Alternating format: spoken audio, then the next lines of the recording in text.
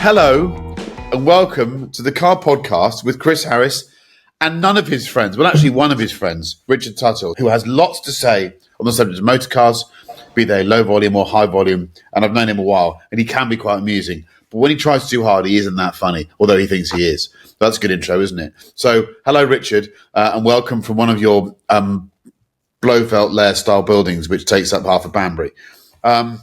So, first of all, tell us how the GT1's going, mate, because that's what you've been known for over the last year. And I'm aware of the fact it's now running and you've driven it. Yeah, it's going well. Early days, but the feeling's amazing. It's always a bit nervy when you drive a car for the first time. I spent a little bit of time up and down to Western doing some mapping, and then, as you well know, next step is the A361 Raceway. Straight out on the road and just start to get a feel in a very, very relaxed, casual, my sort of way. How do you link what the potential customer might want in a driving experience in a car like that versus what you're capable of doing? People that don't know you, very, very good driver and also can deal with a lot of slip angle, let's say. How do you connect those two things? Because you can't just make a car for you, can you? Or do you just make a car for you and let everyone else try and enjoy it? Well, apart from the fact that you message me almost every other day to make sure that I don't set up a GT car for English B roads, I sort of do my own thing, not in an arrogant way, but I want to build cars that I want to build these days, and I want them to feel how I want them to feel. So someone really nice messaged me the other day, said, "Hey, my mate's XYZ, he's an ex-F1 test driver. You know, it'd be great if you got him in the car." And no doubt it would be great if I got him in the car. Maybe I will one day get someone like that in the car. But for now, I'm feeling my way through it, getting something that I think is drivable. This is a road car. And of course, as you know, probably well before I'm ready, you'll be the first guy to go up and down the local roads with me. We'll have a chat about it. But it's pretty freestyle, but I just want to find a feeling. And when I've got that feeling, then we'll start to work on it. I think it's very interesting because everything else you've done to now has been in your window of expertise. Anything to do with the 911. I mean, you were brought up in the things, you were born in the things. You know them so well that you can drive them for 30 yards and tell us what's wrong with them. But your back catalogue of experience in mid-engined, very powerful supercar hypercars is more limited. And I was thinking about this. When you say more limited, you mean sort of zero? Yes, but then there are obvious downsides to that, but there are massive upsides because you're not contaminated by false knowledge. There's an awful lot of false knowledge in my world, and I've driven all of the cars that we're talking about because you can have a massive database of stuff, but you can end up being quite confused as to what actually is good or bad, what you like, what you didn't like, whether you like stuff was to do with context and environment or whether it's actually the vehicle. You can have too much information. If you just arrive at something cold and go, I either like it or I don't like it, there's a binary side to that I think can be quite useful. Yeah, I think I called you just before it was finished, before I went to California and popped it on Philip's lawn for the day. And I'd just driven a 296 in the Dolomites, having got out of a GT3 Touring, something I would vaguely recognise. And I remember, I don't want to misquote you, but you said that Ferrari could be one of the best things they've ever made. And I was a bit daunted because it was so competent. And it got me thinking about turbos, because up until then I was thinking, well, turbos are heavy and complicated. But actually got out of that car, thought, well, that turbo engine's exciting, it makes the right noises, and you could drive it to the shops. It was just a brilliant thing, with or without hybrid and all of that stuff. So that was a bit of a wake-up call for me. I thought, bloody hell, this really is amazing. So I don't have the exposure that you have or anyone has to these cars, but I don't think that's a bad thing. I think it makes sense. So we'll watch the development of this closely. Well, I will, and then hopefully you're going to make a film on it. I keep telling you, you've got to film every single minute of this on your phone. Film every single minute. You won't develop many supercars in your life. Please record it. I got some of those glasses you made me buy. Oh, they're brilliant now. Oh, by So the I way. put them over these glasses. No, not those ones. No, they're... I had some glasses of that colour once before, and you took the piss out of me remorselessly. Don't say what I said, because it's not entirely appropriate. Got it. But those glasses, the Meta ones, Yeah. they sit very nicely Yeah. over these glasses. I look Yeah. ridiculous as normal. I'm struggling a bit with the tech because they only record for 3 minutes. Yeah, I'm sure they'll update the software. And also they have that light on, which means that you struggle to use them in the bars in the evening. So let's get back to 911s. How do you feel about the 911K? Now you can look back on the project, because that's something that we did a while ago. I'm very proud of that film, and so should you be, because I think what we thought people would take away from the film was, wow, there's this 911 that revs to 11. But what I think many people took away was the simple joy of cocking about in a car with your mate and shouting and having fun, and just what a fantastic forum for hanging out with your mates a car is. But there's a serious side to it. You've made a few of them, and it's made a real... It's helped your reputation massively, hasn't it? Yeah. Had an inquiry for one this morning. And when you say the project's behind me, the development phase is behind me, I'm always messing. So I'm still playing with some new dampers, and because I'm not brilliantly commercial, then I'll just sort of give the upgraded damper to everyone because I think it's better, and so everything should ultimately get better. So things left on my development list, which is shocking given we finished 10 or 12 cars. I'm still working a little bit on gear shift because I've had a rethink on that. I'm working on the clutch because I've had a rethink on that, and some damping. The damping's already very good, but I want to make it better. So my reflection on that project, and there's 10 in the workshop today being rebuilt. The production side of it, built. The production side of it is better than we've ever had, which is hugely reassuring. But because you get so close to these cars, sometimes it's like finishing a house after you've restored it. It's just a pain in the arse, right? And you hate them. I don't think I should say that, but ultimately, at the end of any project, you're like, okay, I'm sort of done with this. That then leaves you, and you will drive out of the village on a Saturday morning or whatever, Wednesday evening, and you get this smile and you go, actually, you know what? This is very cool. And it is cool, and it's unique, and I've had 3 clients take delivery in the last couple of weeks, and they have all said it's the best thing they've ever had. Now, take that with a pinch of salt, but they sort of mean it. It's mental in the most wonderful way. So yeah, I've loved all of that. What would happen if you moved the position of the engine a bit? You know full well what would happen, and we're not talking about it, so wind your neck in. Fine. There's another car you make, and I was up there last week. If ever you get permission, you've got to go to his workshop. It's absolutely sensational. If you just like colours of 911s, it's worth going, because it's a panoply of all the colour palette from the 60s and 70s. I love it. There was some SCRSs being finished, and actually you came to the pub in one. That's a car that never really made the headlines of the R because we didn't try and push it as hard.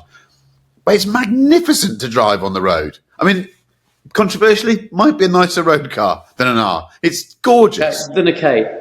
Sorry, a K. Haven't done an R. Good idea, though. Yeah. Shall I write you the legal letter now, or...? We can discuss that afterwards. Talk me through the SCRS, because there's something about that. It's less ambitious, but I thought it would just feel like it's a 993 based car with not a huge amount more power. I thought it would just feel like a bit of a sort of basic resto mod. Really doesn't, does it? It's, again, we're now, I think, we're building 15, and we're building car 12 or 13, I can't remember.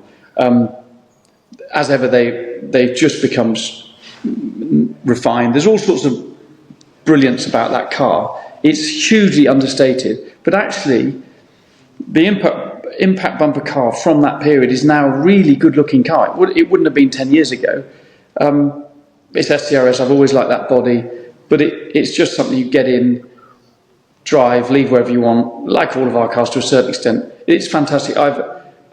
It's exceeded, like most of these things, it's exceeded the expectations I ever had for it, and now super proud of it. And it's bloody brilliant. Good car, great car. Driving. We talk about driving a lot. What is driving now in 2025? What is driving? If you've got a driving license and you've got a few quid, and you could maybe take your driving away from the public highway, what is driving? So is the question road driving, or is it? I think it's all over. I think it's, if you like driving, what do you do with your passion? Where do you go with it? Can you just keep it on the road? Do you have to go somewhere else? What do you do with it? Because we all love, you're a slightly confusing bastard, because you're even more ADHD than me, and you have less patience than me, which I didn't think it was even possible. But I can still enjoy driving on the road. I think you find it more difficult sometimes. Where do you stand with it? Can't do too much locally. Yeah. Because you have to respect everybody. Everyone's got a dash cam. Yeah. That's awkward.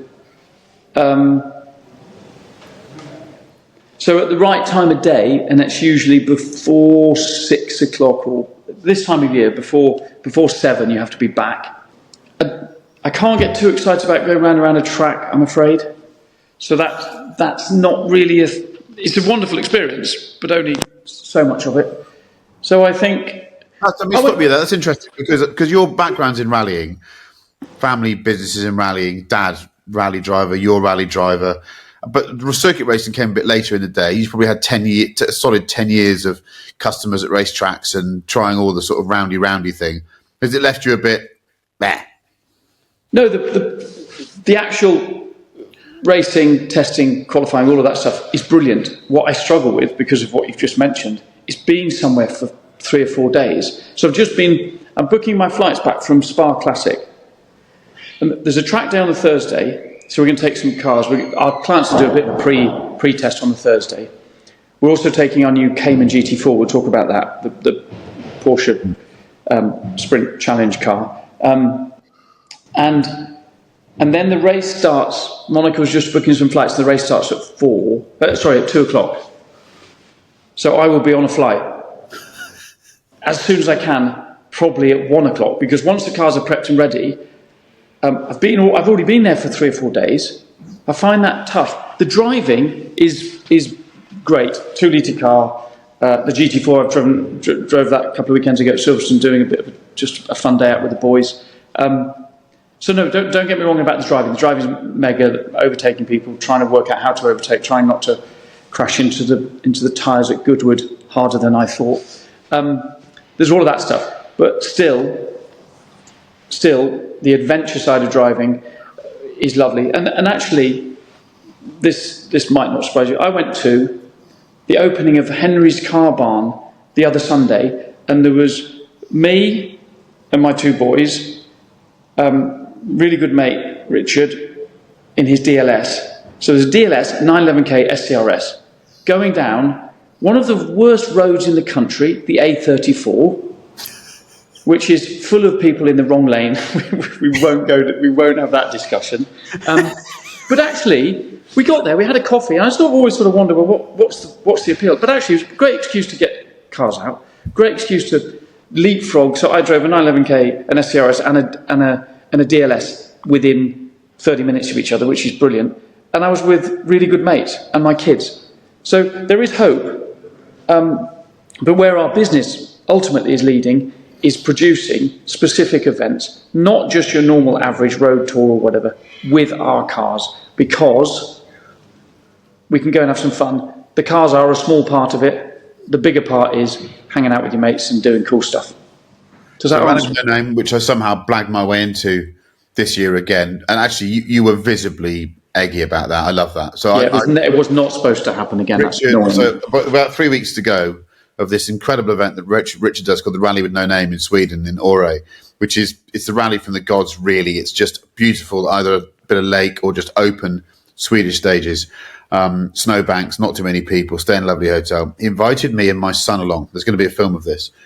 to jump in a car, do a bit of co-driving, move across a couple of cars, and then a car seat became available for the whole rally with about 24 hours notice. And he just looked at me and said, I've tried to find anyone else to do this, but I can't find anyone, so you'll have to do it.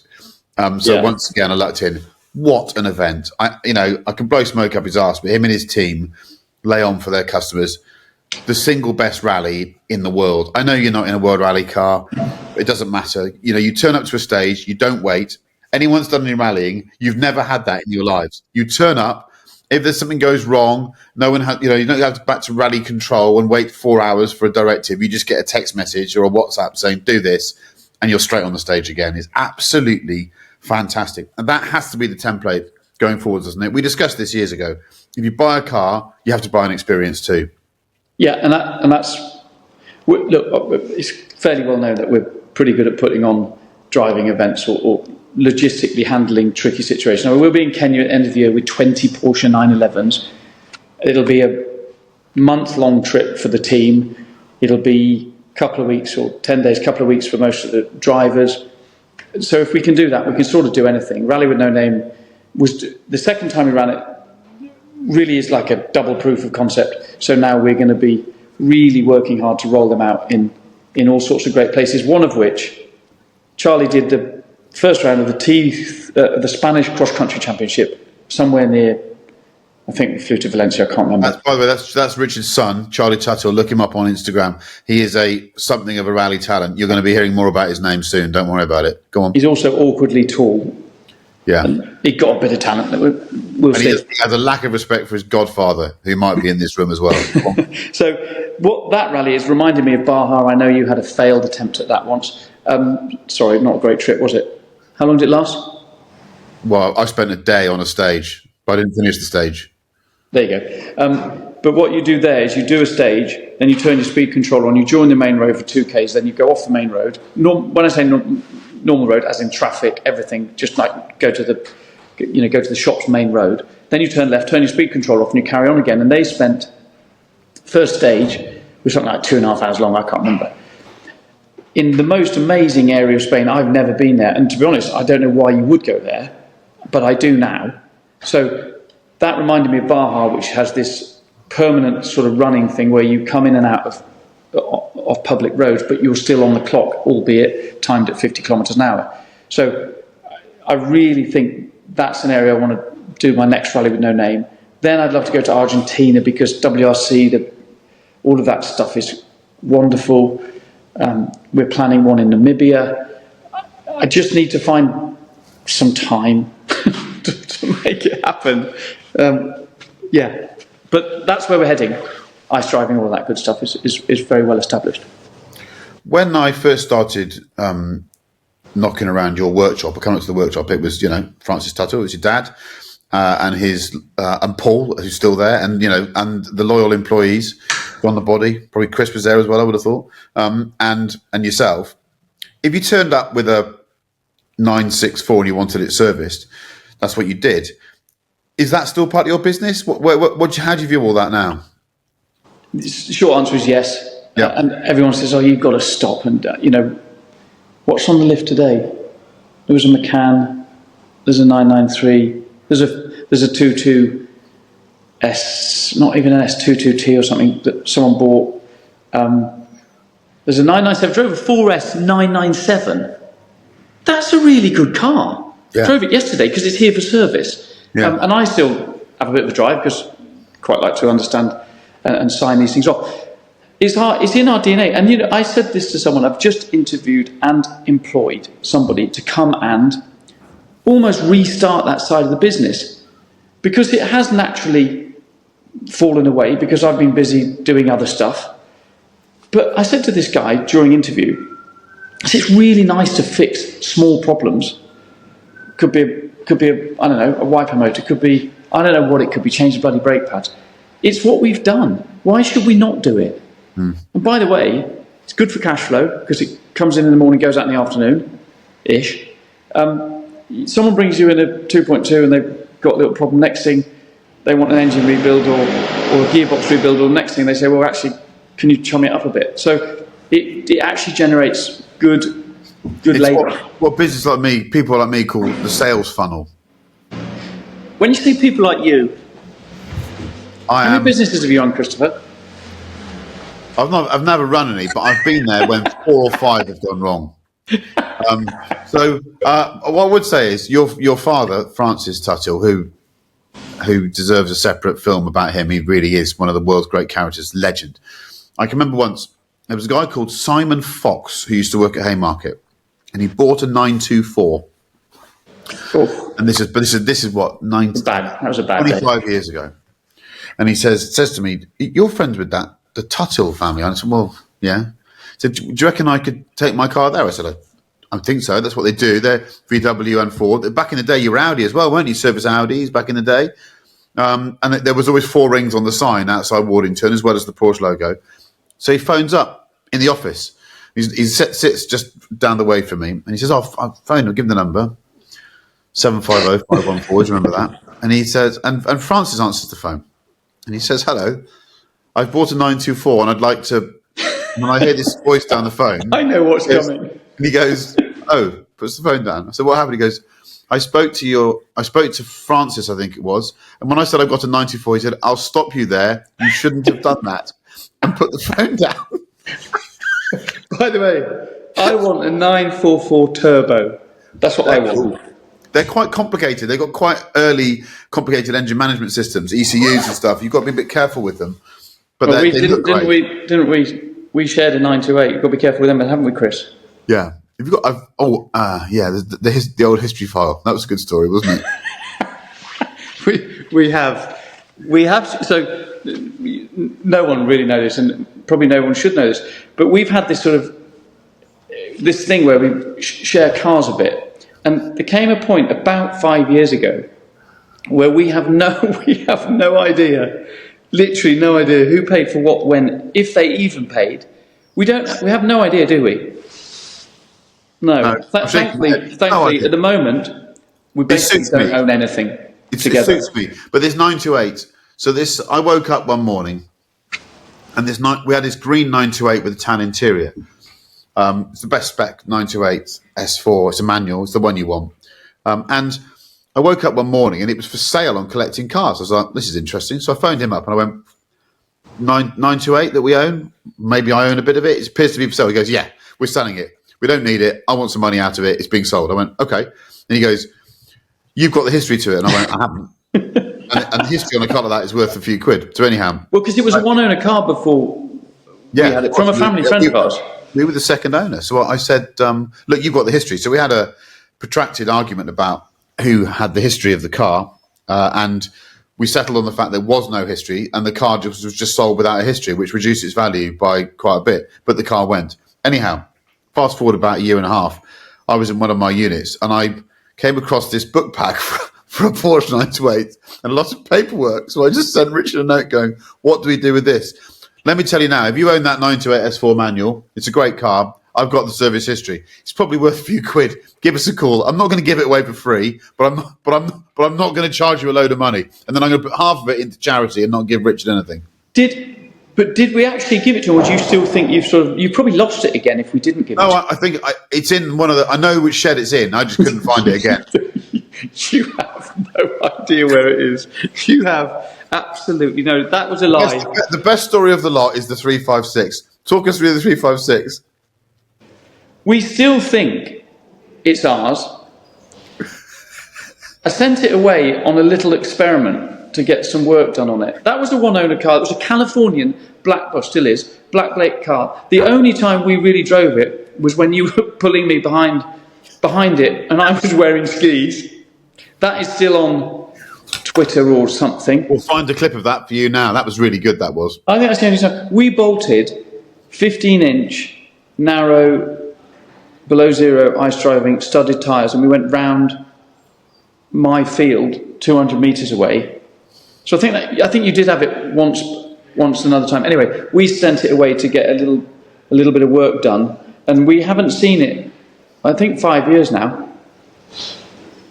I think the moral of this is a bit of the cobbler's shoes. You never look after your own stuff because you're too busy looking after everyone else's. This thing had we wanted to keep the patina of the car because the interior was lovely. It was one owner, but it had a bit of more fundamental corrosion. So No, not much though. no, Richard decided to send it off where he does a few shells to Poland.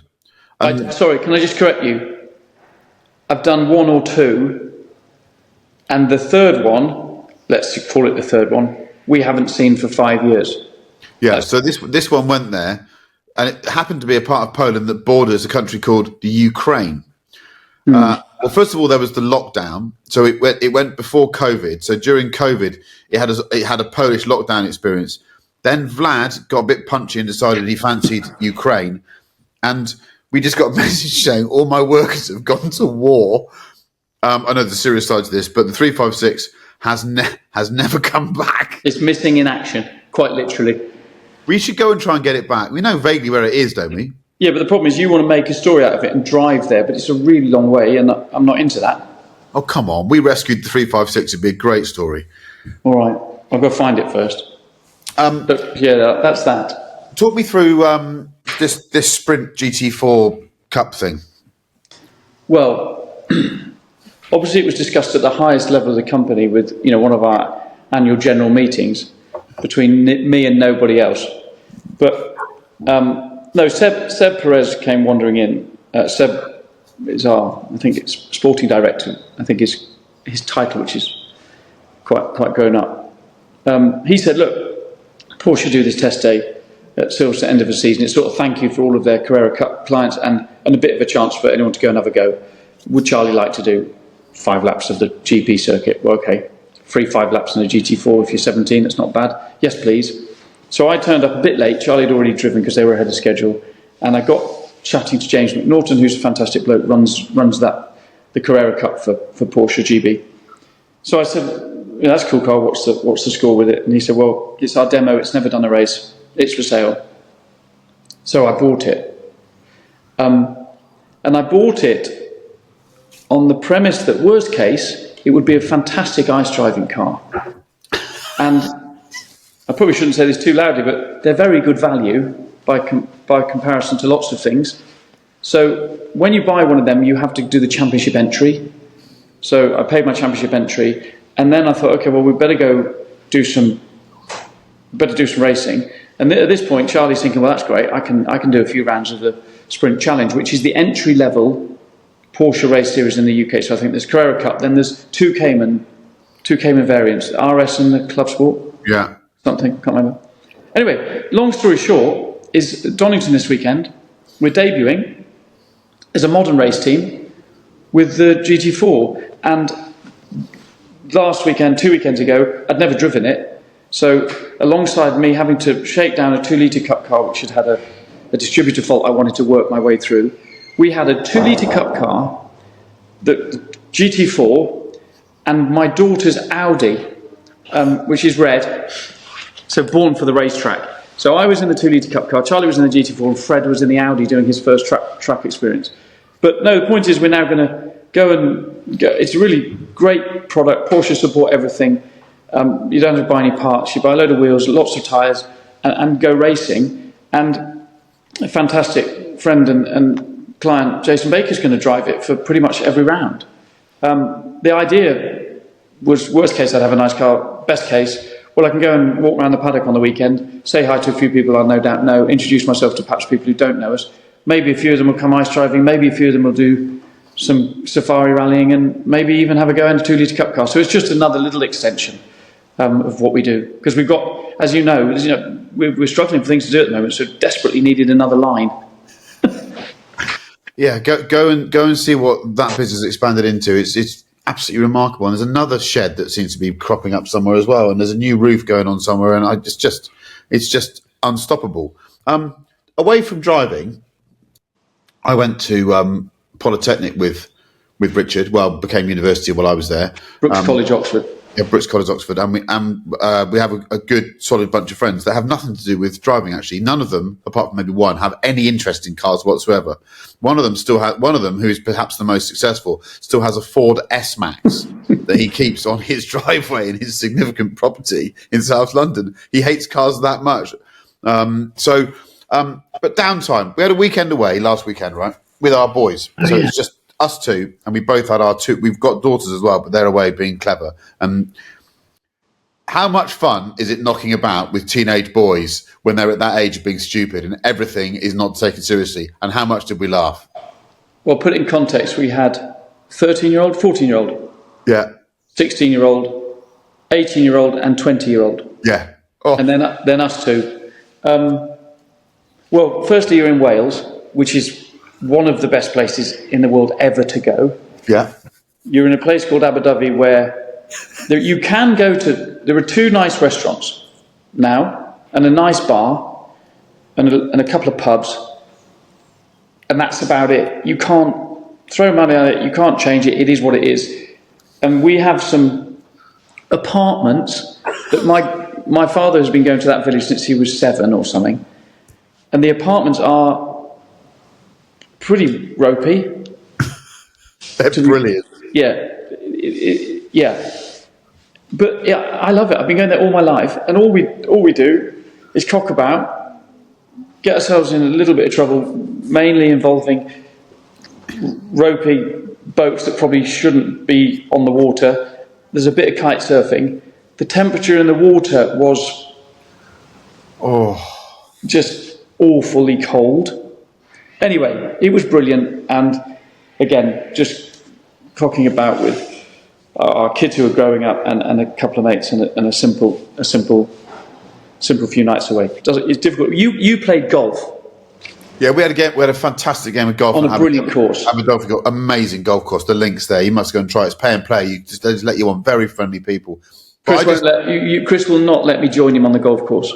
No, Richard can't behave. In fact, Richard he's so him and another friend of ours in that group from university, Timothy, can't behave. So when we meet up to play golf every now and again, they're not invited. They have to go and choose another activity. We were playing golf a few years ago on a golf course near Oxford, and I was on the 17th tee, and I was about to tee off, and something hit my leg, and I looked around. I couldn't work out what it was, so I carried on going. There was a bush behind me, which was shaking a bit, and there was some sniggering noises. And Richard and this other friend had broken onto the golf course, hidden in a bush on the 17th tee, were throwing balls at us as we teed off. That's the level of immaturity we're dealing with. It was very funny. But the key to this is nonsense conversations, and cars are always involved. So we sat down, and the great philosophical question of the weekend was, if you had 3 billion quid to start, would you automatically make it onto the F1 grid? And this ran and ran and ran and ran. And I think the majority consensus was that you would make it onto the grid. But some of the offensive comments to each other were just remarkably good. They really were. Well, you wouldn't get on because you're shit. We need to expand on that a bit. Yeah, but you're shit. No, you needed a bit more than that. Well, it started the night before as I was towing said boat across from Welshpool to Mahuntleth. Brilliant road. Yeah. You've done all the dual carriageway, and then you get onto this open road. I say open, and you're in a boat with a slightly underpowered diesel engine, sort of double cab truck, trying to make progress. So that's lively. At which point, this came up, and it's to do with brotherly rivalry. And so I, in the end, after 25 minutes chatting about it with just my two boys, I said, look, we're done with this. We're going to meet up with Chris. We'll put it to the question, because Charlie adamantly said it's impossible that Fred could, with 3 billion, be on the F1 grid. Then he started changing his story to, well, okay, we can just be on it, but are you going to be competitive? Will you score points? And then, who was it? Fisichella. Yeah. Fisichella had not driven a race car or done any karting at the age of 16. We Googled this en route. Yeah.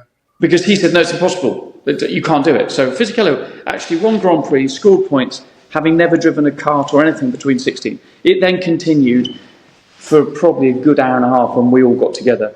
And the conclusion was, you could do it. Yeah. 100%. Of course you could. That's a correct conclusion. Once you've done GT1, what do you do then? 6 other projects. Wow. Which I've already started. 6 other projects ongoing? Yeah. Would you do one-offs? If someone came to you and said, I want a one-off K, and you're only allowed to make one of them? I wouldn't do a one-off K. No. But I'm extremely interested to do one-offs because what I love is dreaming this stuff up. And I'm not the greatest engineer. I'm not the greatest at anything, but I really love scheming. I've come up with a new engine concept. It's not a new engine concept, but I just thought the other night, why has nobody done that? And then I asked someone cleverer than me, and they sort of start looking a bit sideways, and after 10 minutes they realise I'm serious, they realise I'm not going to give up, they've just got to find a way to do it. And what that will involve, that engine idea, is I'm going to buy an old car, which is not, it's a front wheel drive car. And I'm going to strip the engine, probably myself, because that technology's been in road cars for 20 years. No one's done it on a flat six. Why? Anyway, so that's how it works. So the idea of one-offs is you have to have a bit of imagination. You have to have a massive amount of trust. The elephant in the room here is Mr. Kaduri. He's been a good ally, hasn't he? You know, I'm speaking to him tomorrow about a one-off. There you go. So Philip, who probably will listen to this, he's a fantastic appetite for quirky cars. He commissioned the first K and was integral in that, but also he's got a second car which is a 993 RS with 4-valve heads, the green car that if you follow him on Instagram, Privateer HK is him on Instagram. He's just I did a video on it. It's just an awesome thing. 993 RS with some grunt. What a car! So he's up for another project, is he? Well, he does non-Porsche stuff as well. He's got some. I'm not going to steal his thunder, but he's got some stuff that coming that only Philip would. I mean, the idea is just it's just nonsense, but it's coming. But yeah, you know, I talked to you about a certain French car,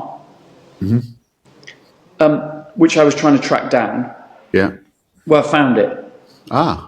And Philip's been driving his RSK on his own Peninsula Japanese rally, which is no doubt brilliant.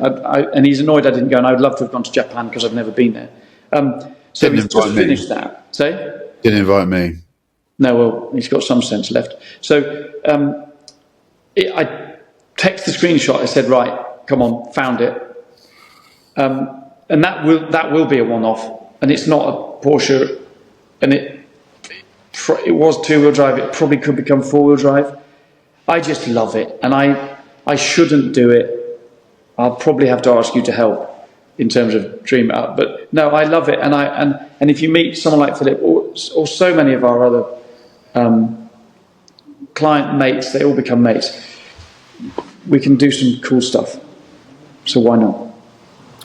I'm going to wrap it up there. We could go on for ages, but there's a taste of what Richard's up to, where he's going. I think if you can, you've got to go and see his workplace. It's absolutely amazing. You can't just turn up there for a guided tour every day, but send him an email. So get a group of petrolheads together, go to a pub near Wardington, have pub lunch, and then go and have a look around the place. The other thing is I think this is crucial. He's always looking for clever people, aren't you? You're always looking for good people, engineers, workshop mechanics, anyone. You're always looking, aren't you? Yeah, we've got a constant demand. We've got brilliant staff retention. You mentioned Paul earlier, 30-something years.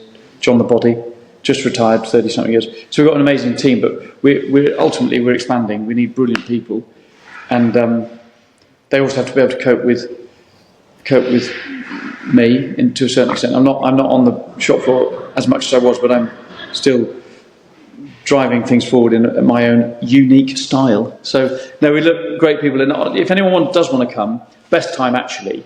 You need to rock up here at about 5:30, but you're not allowed to come before. Because if you say to people who want to come and visit, yeah, okay, what time does it start? 6. They'll be there at 4, and they'll really annoy you. So let's say 5:30.